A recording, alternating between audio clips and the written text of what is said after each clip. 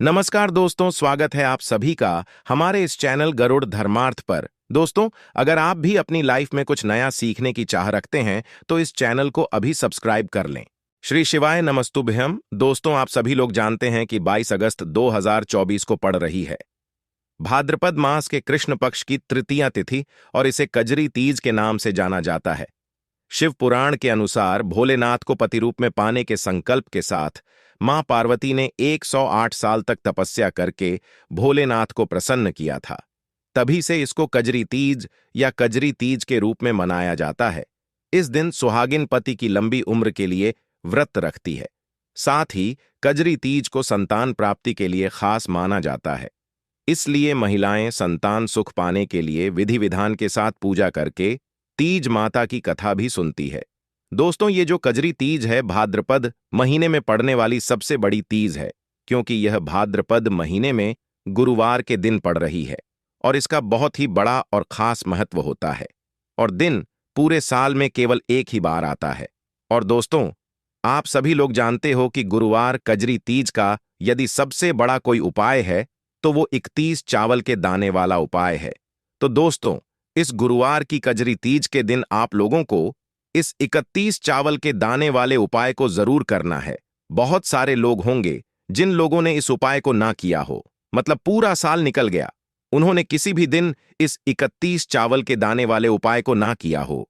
पर दोस्तों, आपके पास एक आखिरी मौका बचा हुआ है, जो 22 अगस्त के दिन। तो इस दिन आप लोगों को इस वाले उपाय को जरूर कर लेना है। भले ही आपने पूरे महीने भर इस उपाय को ना किया हो, पर यदि आपने इस भाद्रपद महीने के गुरुवार कजरी तीज के दिन यदि इस वाले उपाय को कर लिया तो आपको इस उपाय को करने का वो फल मिलेगा जिसकी आपने कभी कल्पना भी नहीं करी होगी।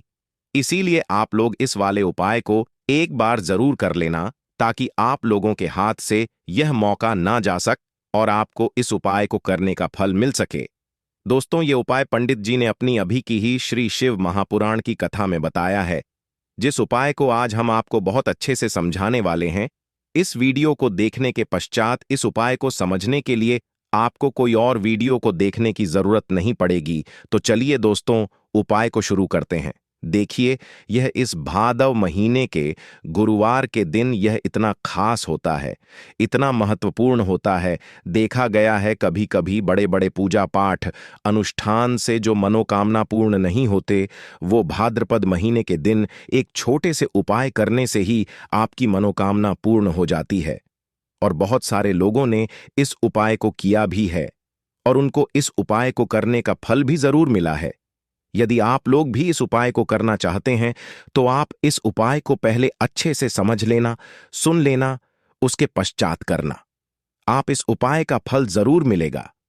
और इस उपाय को कर लेने से आपके घर में चाहे किसी भी प्रकार की दुख और समस्या क्यों ना चल रही हो, आपको उसका कारण भी नहीं पता है कि भाई यह समस्या किस कारण से चल रही है। उसका कुछ भी कारण हो सकता है, जैसे पितृदोष हो सकता है या किसी भी तरह का मंगल दोष भी हो सकता है।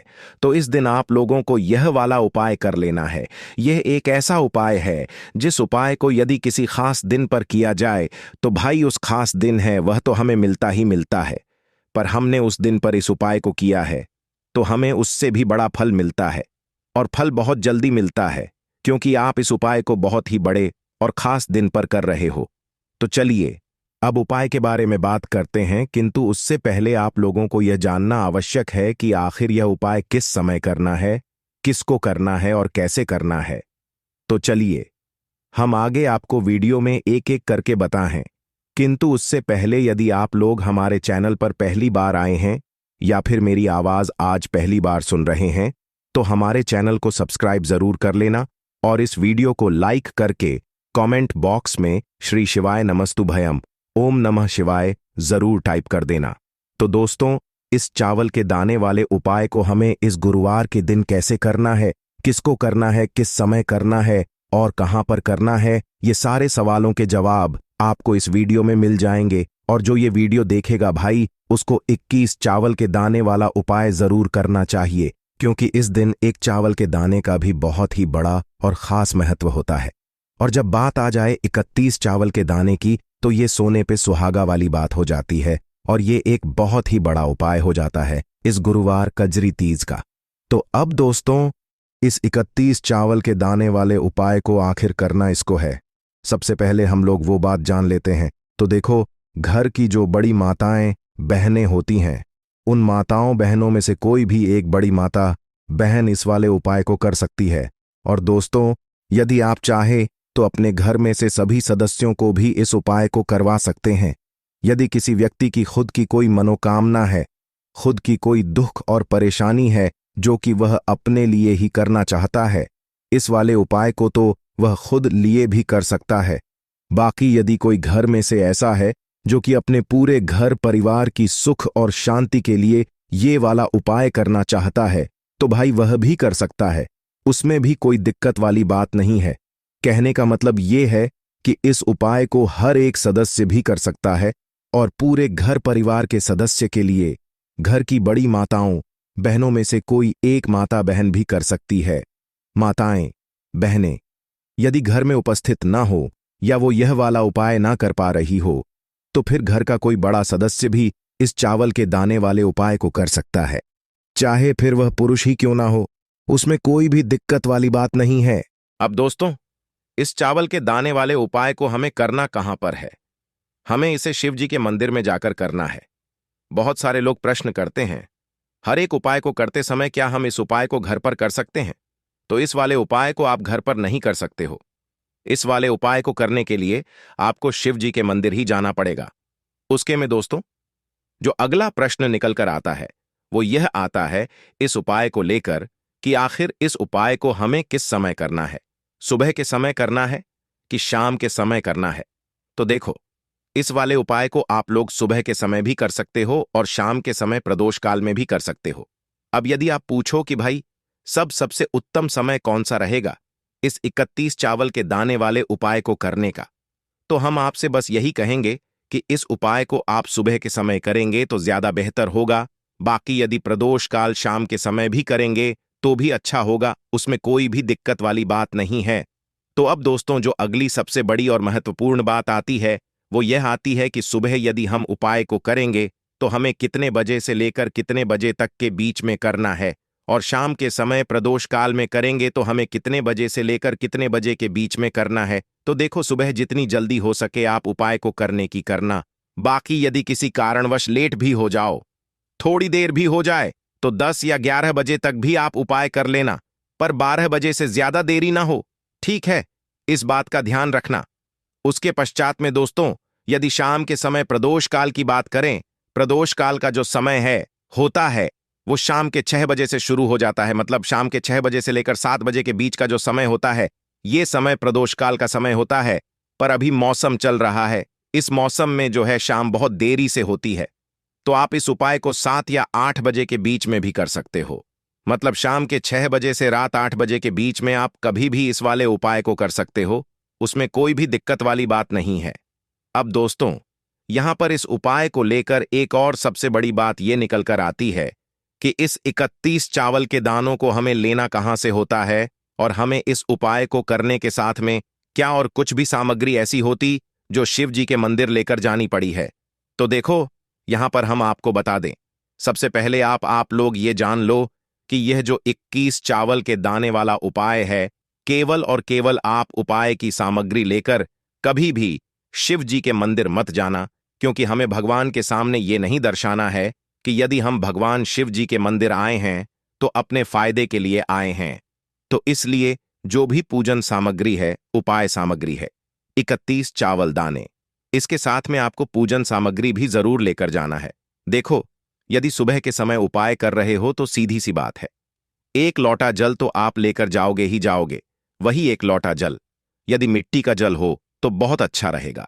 मिट्टी का जल कैसे बनाया जाता है, इसके लिए हमने पहले से बहुत सारी वीडियोस बना दी है। आपके पास इस दिन एक आखिरी मौका रहेगा मिट्टी का जल शिवाजी पर चढ़ाने का और उपाय को करने का। बहुत बड़ा आपको इस दिन फल मिलेगा। तो इस दिन हो सके तो भाई मिट्टी का जल चढ़ाना तो अपने साथ में कम से कम 1 लोटा जल तो आपको लेकर जाना ही जाना है। यदि मिट्टी का जल नहीं है तो घर का जल भी आप इस्तेमाल कर सकते हो। इसके अलावा जो भी पूजन सामग्री है, देखो 31 चावल के दाने ये अलग आपके रहेंगे और जो आपकी पूजन सामग्री रहेगी वो अलग रहेगी। पूजन सामग्री में आप जो भी चीज लेकर जाना चाहे वो लेकर जा सकते हैं। एक बेलपत्र भी लेकर जा सकते हैं, उसमें कोई भी दिक्कत वाली बात नहीं है।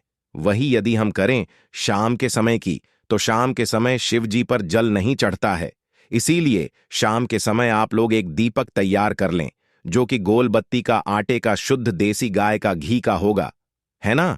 इस बात का आप लोगों को ध्यान रखना है और इस दीपक को आपको घर से जलाकर नहीं लेकर जाना है, भगवान शिव जी के मंदिर में जाकर ही जलाना है। इस बात का भी आप लोगों को ध्यान रखना है।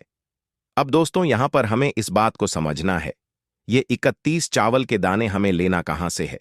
क्या हमें दुकान से लेकर आना है, या हमें अपने घर से लेना है, या कहां से लेकर आना है, और कौन से चावल लेना है? क्योंकि चावल भी बहुत प्रकार के होते हैं। तो देखो, इन सभी सवालों के जवाब आप लोग एक बात में सुन लो कि भाई ये जो उपाय है, इस उपाय में आपको ये नहीं देखना है कि भाई कौन से चावल है, कौन से चावल नहीं है। बस जो भी चावल ले रहे हो वो चावल का दाना सबूत होना चाहिए, मतलब होना चाहिए, टूटा हुआ नहीं होना चाहिए, कटा पीटा नहीं होना चाहिए। ये बात आपको ध्यान रखना है। बाकी आपका चावल बासमती हो या सादा चावल हो या कोई सा भी चावल हो, उसमें कोई भी दिक्कत वाली बात नहीं है। तो सीधी सी बात है कि आपके घर के रसोई घर में जहां पर आप भोजन बनाते हो, वहां पर जो भी चावल आपके उपस्थित हो, उन चावलों में से अपनी एक कटोरी भर लेना या एक मुट्ठी चावल अलग से निकाल कर रख लेना। क्योंकि हम 21 चावल ही यहां इस उपाय में लेने वाले हैं, तो हमें यह चावल के दाने गिनकर निकालने पर देंगे। इस बात का आप लोगों को ध्यान रखना है। तो अपने उस चावल की कटोरी में से या चावल में से 31 ऐसे चावल के दाने आप लोग निकाल लो जो कि टूटे हुए ना हो, कटे पिटे ना हो, जिनमें कोई दाग ना लगा हुआ हो। अच्छे साबुत चावल के दाने 31 दाने आप लोग निकाल कर रख लो और इन्हें किसी भी एक कागज की पुड़िया में या किसी एक छोटी सी कटोरी में आप रख लो, ताकि यह सुरक्षित रहे। आपके एक भी चावल का दाना इधर उधर ना हो और आपका उपाय भी पूरा अच्छे से हो जाए। तो भाई जैसे ही आपका उपाय की जो सामग्री है, ये 30 चावल के दाने ये तैयार हो जाते हैं, उसके पश्चात में आपको जो भी अपनी पूजन सामग्री है सुबह के समय कर रहे हो, तो एक लोटा जल और एक बेलपत्र या पूजन सामग्री जो लेकर जाना चाहो उसकी भी तैयारी कर लेना। और शाम के समय जा रहे हो तो भाई अपना जो दीपक है उस तैयार कर लेना, ठीक है। और उपाय को करते समय शुद्धता का खास रूप से ध्यान रखना, ठीक है। सुबह सुबह स्नान करने के पश्चात ही उपाय को करने की आप लोग तैयारी करना। उसके पश्चात यदि शाम के समय की बात करें तो शाम के समय आपको स्नान करने की जरूरत नहीं है, पर शुद्धता का ध्यान रखना है। आपको स्नान तो नहीं करेंगे, आप हाथ मुंह धोकर भी इस वाले उपाय को शाम के समय प्रदोष काल में कर सकते हैं। इसमें कोई दिक्कत वाली बात नहीं है। आप अपने उपाय की पूरी सामग्री तैयार करके आपके पास ही में जो आपका शिव मंदिर हो वहां पर पहुंच जाइए। सबसे पहले शिव मंदिर में जाकर आप लोगों को उपाय नहीं करना है, पहले भगवान के दर्शन करना है, भगवान से आशीर्वाद प्राप्त करना है, फिर शिवजी के शिवलिंग के पास में आना है। शिवलिंग के पास में आने के पश्चात आप जो पूजन सामग्री लेकर आए हुए हैं, जैसे कि सुबह गए हुए होंगे, तो एक लोटा जल और जो भी पूजन सामग्री लेकर आए हैं आप उनसे भगवान की पूजन कीजिए। सबसे पहले तो एक लोटा जल ही चढ़ेगा, फिर आपको एक बेलपत्र श्रीम का जाप करते हुए शिवलिंग पर चढ़ा देना है। उसके पश्चात में आपकी पूजन सामग्री चढ़ेगी। उसके पश्चात में यदि दोस्तों शाम के समय यदि आप इस उपाय को कर रहे हो, तो अपने साथ में कम से कम एक जो दीपक है, गोल बाती का जो आप अपने साथ में लेकर गए हो, उस दीपक को मंदिर में जाकर अपनी माचिस से जलाना है और उस दीपक को शिवलिंग के पास में रखना है, ठीक है। इस दीपक को रखने पश्चात ही आप लोगों को अपना ये वाला उपाय शुरू करना है। और दीपक को ज्यादा पास में मत रखना, वैसे भी गर्मी पड़ रही है, भगवान शिवाजी को आंच नहीं लगनी चाहिए, है ना। तो भाई जैसे ही आपकी पूजा अर्चना हो जाती है, आप भगवान शिवाजी को प्रसन्न कर लेते हैं। उसके पश्चात में शिवलिंग के पास ही में आप कहीं पर बैठ जाइए, सामने या आसपास जिस जगह पर आपको बैठना हो वहां पर बैठ जाइए और अपने वह 31 चावल के दाने अपने सामने निकालकर रख लीजिए, क्योंकि अब उपाय को यहां पर करने की आपको तैयारी करना है। और इस तरीके से जब आप उपाय करेंगे, पूजन सामग्री करने के पश्चात, पूजन अर्चना करने के पश्चात, तो आपको उपाय का फल बहुत जल्दी और बहुत बड़ा होकर मिलेगा। तो अपने 31 चावल के दाने अपने सामने निकाल कर रख लेना। और यह जो उपाय है, यह आपकी सीधे हाथ की हथेली से होगा, इसलिए इस बात का भी खास रूप से ध्यान रखना है। तो सीधे हाथ की हथेली का प्रयोग करके ही आप लोग इस वाले उपाय को करना।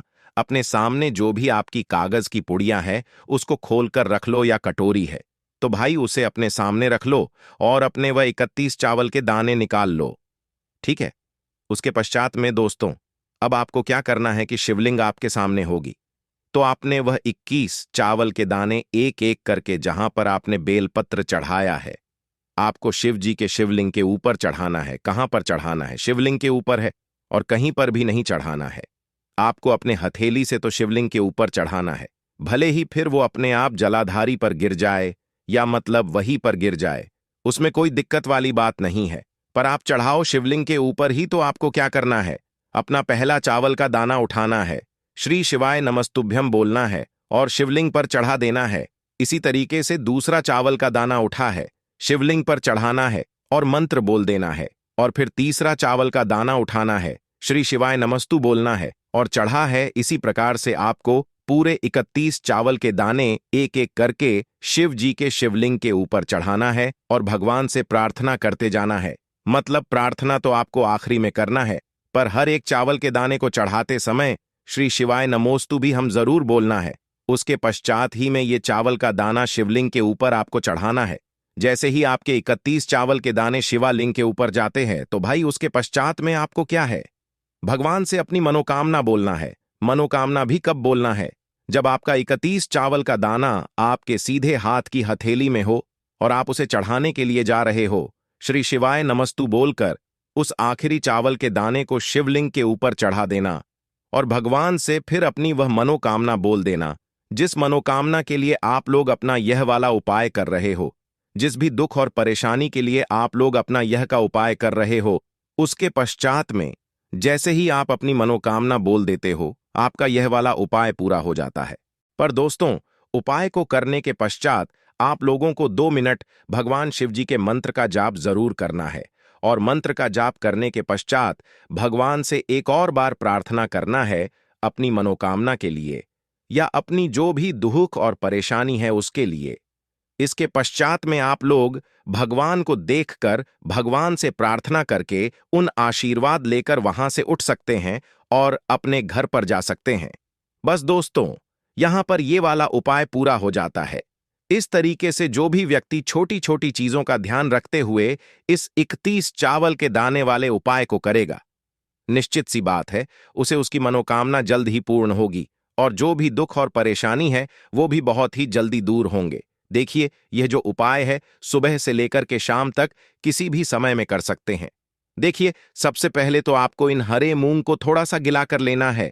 अब आपके पास जो 7 हरे मूंग है, इनमें से आपको 4 हरे मूंग के दाने अलग कर लेने हैं।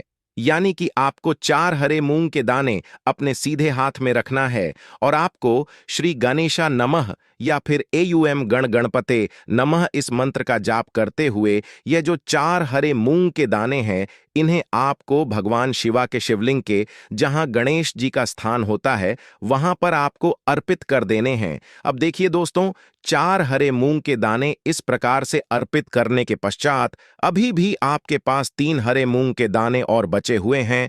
तो इनमें से जो पहला हरा मूंग है, इसे आपको शिवलिंग पर जहां माता चौक सुंदर का स्थान होता है वहां पर आपको अर्पित करना है।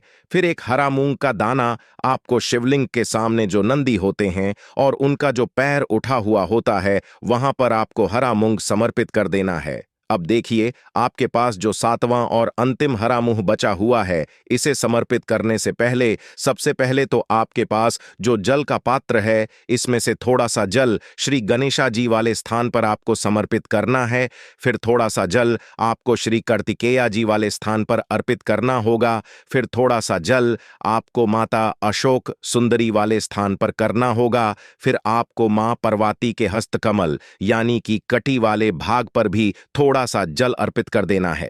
अब देखिए, अंत में आपको उस पात्र के अंदर थोड़ा सा जल और बचा लेना है और इस जल में आपको जो आपने 7वां और अंतिम हरा मूंग बचाया हुआ था, इसे आपको उसी पात्र के अंदर डाल देना है और यह जो हरे मुंस युक्त जल है, इसे आपको भगवान शिवा के शिवलिंग पर ही धीरे धीरे अर्पित कर देना। इस मंत्र का जाप करते हुए जल को समर्पित करते समय आपको लगातार श्री या फिर इस मंत्र का लगातार जाप करते रहना है। जल को समर्पित करते समय आपको यही प्रार्थना करनी है कि मेरे जीवन में ये जो समस्या चल रही है, इन सभी का अंत करें। हमारे घर में बुद्धि, ज्ञान और विवेक की प्राप्ति हो, ऐसी कामना करते हुए यह जो उपाय है आपको इस बुधवार की तिथि पर कर लेना है। भाद्रपद माह के पहले बुधवार के दिन पीपल के पानी की बिंदी वाले उपाय को आप लोगों को कर लेना है, क्योंकि इसी एकमात्र उपाय को करने से आपके पूरे घर परिवार में सुख और शांति हो जाएगी। आपके घर में अच्छे अच्छे काम लगेंगे। आपकी जो भी मनोकामना होगी वह भी धीरे धीरे करके पूरी होना शुरू हो जाएगी।